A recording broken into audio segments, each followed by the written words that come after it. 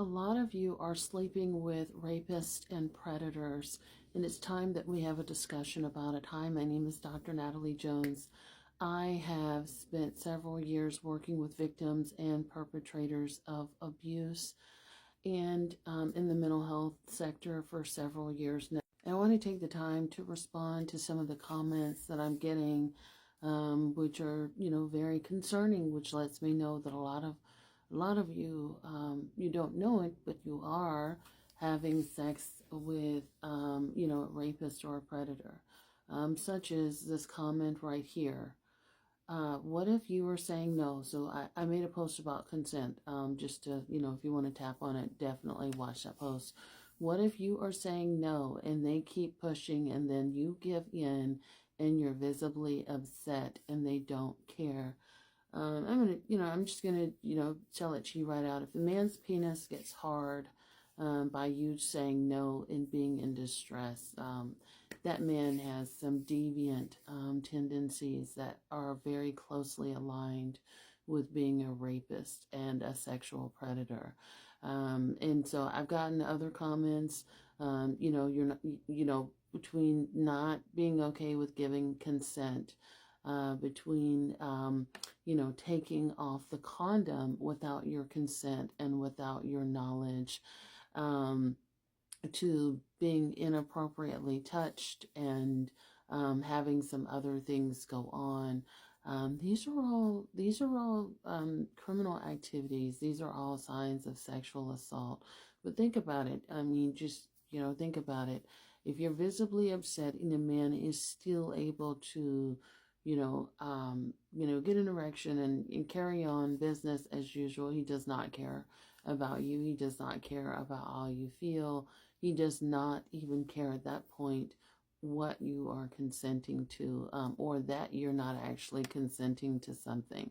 I mean, I hear there's sort of a mixed feeling of like giving in, but then you're still being upset. How a person behaves with you sexually is going to tell you a lot about them as a person.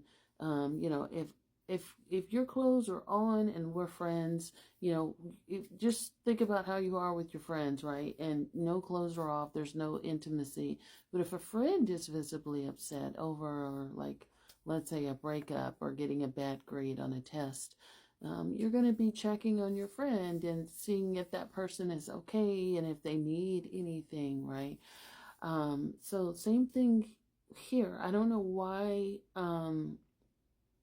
something happens for women when they get intimate and they, I don't know why there's a different standard for men who you're sleeping with.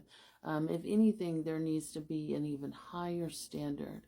And I'm no shade to the commenter or anybody really who's posted. I'm just sort of talking like there always needs to be a higher standard for people that you're engaging in with intimately and who have access to your body.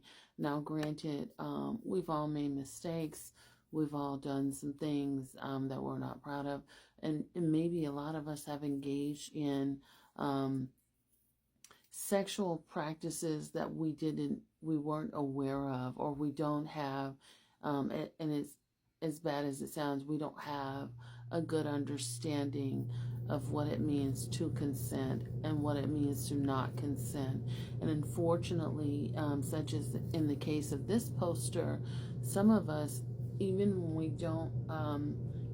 don't consent, we're so caught up in the people pleasing moment that we're just, we're betraying our own body to make some guy happy for 5 minutes.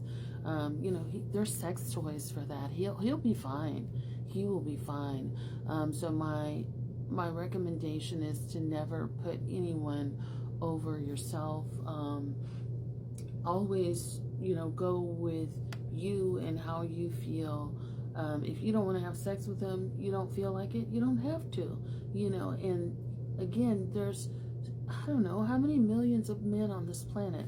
odds are in your favor. If one of them says, you know what, I don't like you, to hell with you because you won't give me sex this one time, odds are in your favor you're going to find another one, probably right around the corner somewhere, who knows. But in any case, even if you don't want another one, you don't have to put up with this, and you shouldn't put up with it, and you shouldn't betray yourself, because even when you betray yourself, your body and your mind sort of hangs on to that, and it hangs on to that memory. The body always will keep the score. As I think it was Bessel van der Kolk wrote.